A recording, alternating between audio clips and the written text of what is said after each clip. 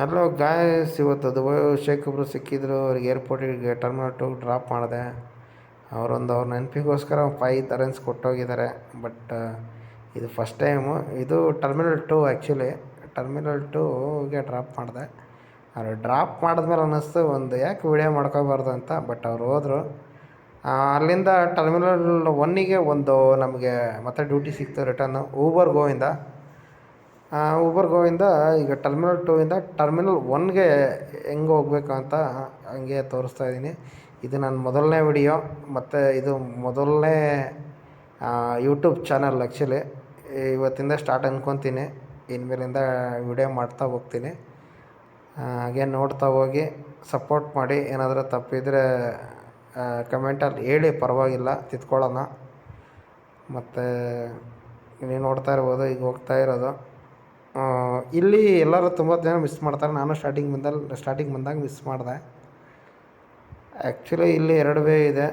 ಒಂದು, ನೀವು ಹಂಗೆ ಮುಂದೆ ಹೋಗಿ ಸೆಕೆಂಡ್ ರೈಟ್ ತೊಗೊಂಡ್ರಿ ಅಂದರೆ ಸೀದಾ ಎಕ್ಸಿಟಿಗೆ ಹೋಗ್ತೀರಾ ಬೆಂಗಳೂರು ಸಿಟಿ ಕಡೆ. ಬಟ್ ಫಸ್ಟ್ ರೈಟ್ ತೊಗೋಬೇಕು. ಟರ್ಮಿನಲ್ 2ಇಂದ ಫಸ್ಟ್ ರೈಟ್ ತೊಗೊಂಡ್ರಿ ಅಂದರೆ ಸೀದಂಗೆ ನಾನು ರೈಟ್ ತೊಗೊಳ್ಳೋದೆ ಆ ಕಡೆ. ಮುಂದೆ ಹೋಗಿ ರೈಟ್ ತೊಗೊಂಡ್ರೆ ಮತ್ತು ಸೀದಾ ಮತ್ತೊಂದು 6 ಕಿಲೋಮೀಟ್ರ್ ಸುತ್ತ ಹಾಕಬೇಕಾಗತ್ತೆ. ಈಗ ನಾನು ಮೊದಲನೇ ರೈಟ್ ತೊಗೊಂಡಿದ್ದೀನಿ. ಹಂಗೆ ಸೀದಾ ಹೋಗ್ತಾಯಿದ್ದೀನಿ. ಮತ್ತು ಇವರು ದುಬೈಯವರು ಸಿಕ್ಕವ್ರು ಏನಂತ ಹೇಳಿದ್ರೆ ಅಂದರೆ, ಸ್ವಲ್ಪ ರೋಡ್ ಬಗ್ಗೆ ಸ್ವಲ್ಪ ಹಿಂಗೆ ಸ್ವಲ್ಪ ಕೆಟ್ಟದಾಗೇನಲ್ಲ, ಬಟ್ ನ್ಯಾಚುರಲಾಗಿ ರೋಡೆಲ್ಲ ಯಾಕೆ ಈ ಥರ ಇದೆ ಅಂತ ಹೇಳಿದ್ರು. ಮತ್ತು ನಾನು ಬ್ಯಾಕ್ ಗೇಟಿಂದ ಬಂದಿದ್ದೆ. ಅದು ವೈಟ್ ಫೀಲ್ಡಿಂದ ಪಿಕಪ್ ಆಗಿದ್ದು. ಆ್ಯಕ್ಚುಲಿ ಬ್ಯಾಕ್ ಗೇಟಿಂದ ಬಂದೆ. ಅವರು ಏನು ಈ ಥರ ಎಲ್ಲ ರೋಡು ಈ ಥರ ಇದೆ ಅಂತ ಹೇಳಿದ್ರು. ಇಲ್ಲ ಸರ್, ಆ್ಯಕ್ಚುಲಿ ಪ್ರೊಸೆಸಿಂಗಲ್ಲಿದೆ, ಬಟ್ ಇನ್ನೂ ನೀವು ನೆಕ್ಸ್ಟ್ ಟೈಮ್ ಬರುವಾಗ ಇನ್ನೂ ಬೆಟ್ರಾಗುತ್ತೆ ಅಂತ ಹೇಳಿದೆ. ಓಕೆ, ಪರವಾಗಿಲ್ಲ ಅಂತ ಹೇಳಿದ್ರು.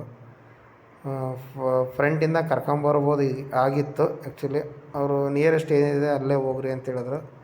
ಮತ್ತು ಟೈಮ್ ಬಂದು 12:15 ಆಗಿದ್ದರಿಂದ ಮತ್ತು ಇದೇ ಕಡೆಯಿಂದ ಬರಬೇಕು ಅಂತ ಅನ್ನಿಸ್ತು.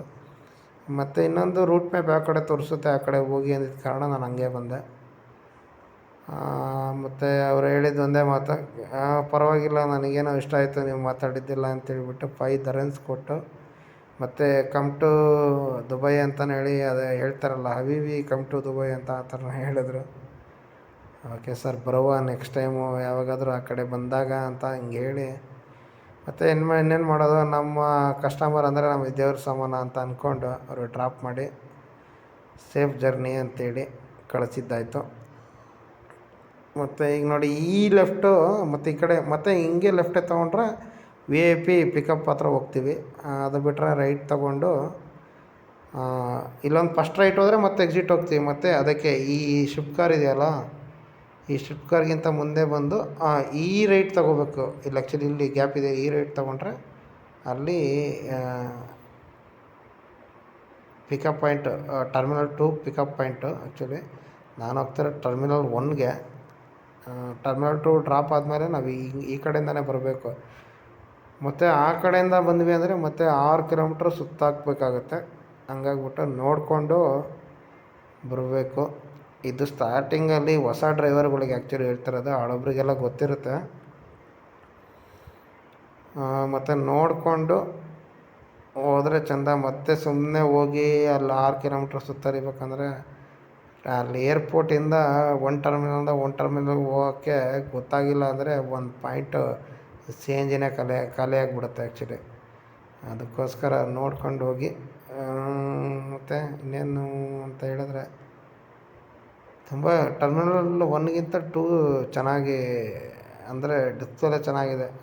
ಮೋಸ್ಟಲ್ಲಿ ಫಾರಿನರ್ಸ್ ಎಲ್ಲ ಬಂದರೆ ಅದನ್ನೇ ಹೇಳೋದು, ಸೂಪರಾಗಿದೆ. ಏರ್ಪೋರ್ಟ್ ಒಳಗಡೆ ಮಾತ್ರ ಸೂಪರಾಗಿದೆ ಅಂತ ಹೇಳ್ತಾರೆ.